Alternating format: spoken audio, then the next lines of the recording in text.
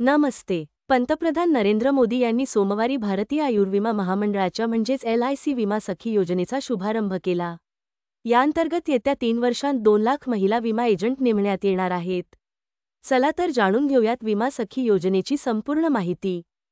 महिलांना आर्थिकदृष्ट्या सक्षम करण्यासाठी आणि त्यांना स्वावलंबी बनवण्यासाठी पंतप्रधान नरेंद्र मोदी यांनी विमा सखी योजना सुरू केली आहे.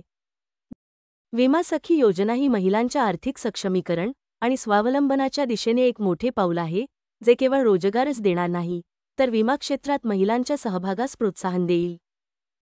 LICच्या या योजनेत 18 ते 70 वयोगटातील 10वी उत्तीर्ण महिलांना सक्षम करण्यासाठी विमा एजंट बनवले जाईल.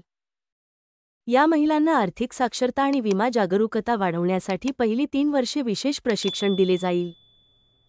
या योजनेचा मूळ उद्देश ग्रामीण आणि शहरी भागातील महिलांना विमा क्षेत्राद्वारे रोजगार उपलब्ध करून देणे हा आहे. आता जाणून घेऊयात विमा सखी योजनेसाठी पात्रता काय असणार आहे. LICच्या विमा सखीसाठी अर्ज करणारे उमेदवार 10वी उत्तीर्ण असले पाहिजेत. अर्ज भरतेवेळी उमेदवारांचे वय 18 ते 70 वर्षे असावे. आता जाणून घेऊयात विमा सखी योजनेतून मानधन किती मिळेल आणि याचा कालावधी किती असेल. LICची विमा सखी योजना ही केवळ महिलांसाठी एक स्टायपेंड योजना आहे, ज्याचा स्टायपेंड कालावधी 3 वर्षांचा आहे. विमा सखी योजनेंतर्गत महिला एजंटना पहिल्या वर्षी 7,000 रुपये प्रति महिना स्टायपेंड मिळेल. दुसऱ्या वर्षात दरमहा रुपये 6,000 स्टायपेंड मिळेल आणि तिसऱ्या वर्षी रुपये 5,000 स्टायपेंड प्रति महिना दिले जातील. याशिवाय विमा सखींनाही कमिशनचा लाभ मिळणार आहे.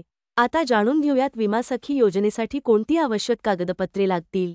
विमा सखी योजनेसाठी अर्ज करणाऱ्या उमेदवारांना पुढीलप्रमाणे अर्जासोबत प्रमाणपत्रे आणि इतर कागदपत्रे सादर करावी लागतील.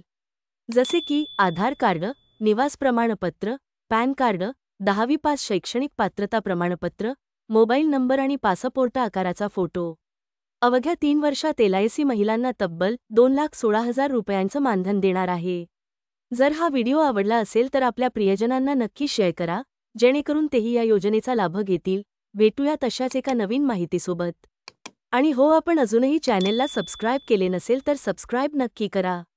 धन्यवाद.